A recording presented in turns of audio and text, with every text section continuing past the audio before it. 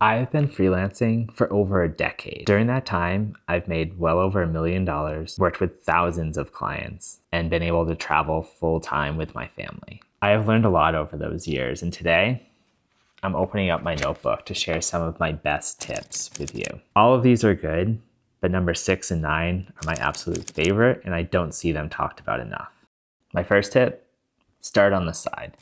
Don't quit your job tomorrow because you have this goal of freelancing. Start on the side. Start small. Start on the weekends, start at nights, start picking up a few small projects, one a month or so, save some extra money. And once you gain some confidence and start to build a portfolio, now it's time to start thinking about leaving that current job. My next tip, personal branding. It matters a lot. When people hire freelancers, they're hiring a person, not a company. And they want to know the person that's behind it. Don't try to be a company, be you.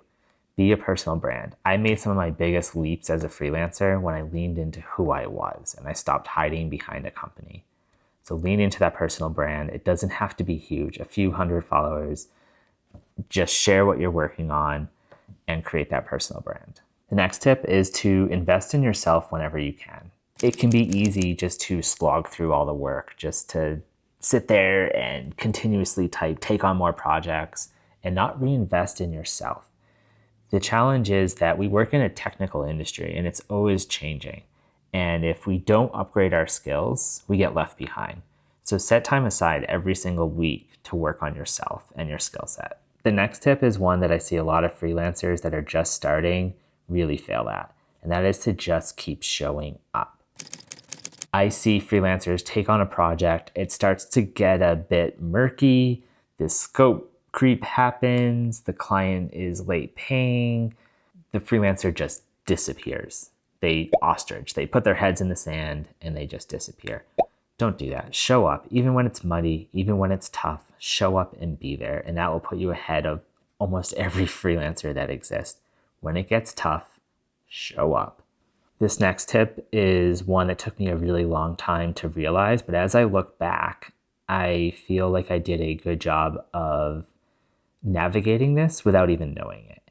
And that is that every single project you do has value beyond just the dollars you get paid. It's new connections, it's new experiences, it's a piece in your portfolio. It's momentum, it's confidence, it's all of these things. It's not just the amount that you get paid. So there are many times when you can look for opportunities to increase the value of a project beyond just the dollars that you get paid from the client to you. And ways that you can do that is it could be a partnership. It could just be that they could introduce you to new clients that you could find. It could be a really cool portfolio piece that's in a industry that you want to break into that you now can show to more potential clients. Just remember that every project, it's not just the dollar signs that are attached to it, it's everything else that provides the value to you as well. This next tip is seriously one of my favorites, and it's one of the easiest ways to make it as a freelancer. Freelancers are often solo. We do things ourselves, and it can get really, really lonely. One thing that really impacted my business as a freelancer was when I started to look for networking opportunities, not just with potential clients, but with other freelancers. And the reason this is important is that other freelancers have clients, and those clients often need services beyond just what that freelancer can provide. So if you are a developer, like I am, make friends with designers. Those designers, they need their beautiful designs coded. So become friends with them. If you are a copywriter, same thing, become friends with designers and developers. If you are a video editor, become friends with copywriters. Become friends with people in the industry that are adjacent to you and look for ways that you guys can collaborate and pass work to each other. This doesn't mean that you can't be friends with people in your direct industry. I am friends with many developers and I have sent them many projects and they've sent me projects when they had too much work on their plates as well. It is great to know people, find them, become friends with them, and work on those relationships. They matter a lot. This next one it's hard, and especially when you're beginning. It's that clients come and go, and don't put all of your eggs in one basket. It can be really easy to focus on getting that one giant client that's going to change everything. But the problem is they could wake up the next day and shut down their business. And now you're left without any work and you're struggling and scrambling to find projects, and you end up just taking anything that comes in and it's not what you want to be working on. So just remember that clients come and go, and don't put all of your eggs in one basket, because very often that client could leave and you're left holding an empty basket. The next tip that I have is to treat freelancing like a business. Because it's called freelancing, it has this weird connection with it not being as serious as a real company, but you shouldn't do that. Treat it like a real company. Treat it as if you're trying to grow a business, even though it might just be you inside of it. Treat it like a business, and it will change the way that you look at how you grow, how you expand, and how you work with clients. All right, this is that 9th tip, the one that I said was one of the most important. It's not talked about enough with freelancers, and if you take one thing away from this video, it's this tip right here. And that is, your soft skills matter a ton. When I already mentioned this earlier around personal branding, when a company hires a freelancer, they are hiring the person. So your personality, it's gonna matter. They want to hire somebody that they want to work with. They don't want to hire the person that they don't want to sit in the same room. It doesn't matter how talented you are. If nobody wants to be around you, they're not gonna want to work with you. So work on those soft skills. This means being a great communicator. Companies love when they have great communication from freelancers because they feel confident in the freelancer's abilities. Find ways to make meaningful connections with your clients. A trick that I like to use is right within the first couple of minutes of meeting with the client, I try to find something in common.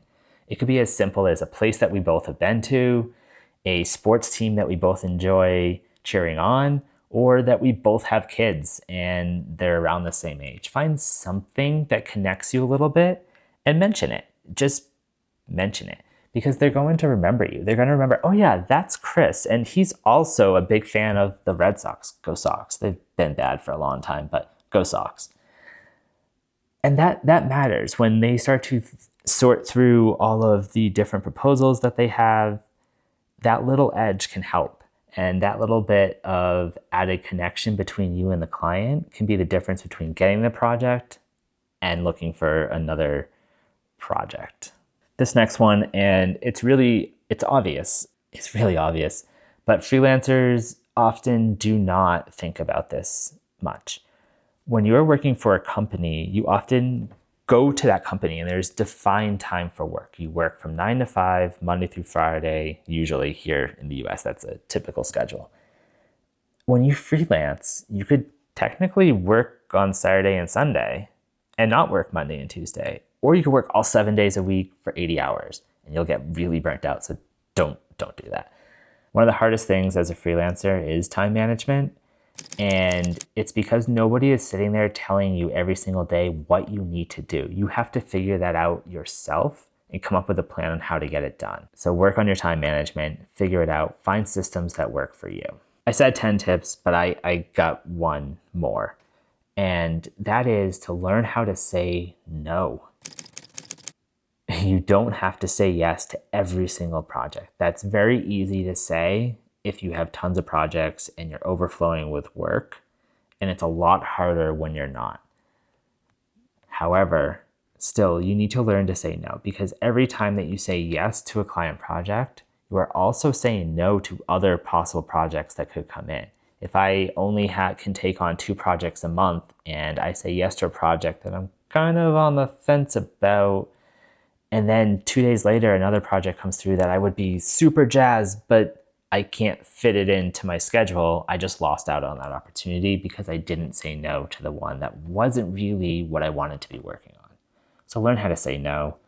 It's hard at first, but it gets a lot better. It gets easier as you grow. So those are my best tips. As somebody that has been freelancing for well over a decade now, I would love to hear, what's your favorite tip? Tell me in the comments. Let's have a discussion. You're awesome. Thank you for being here.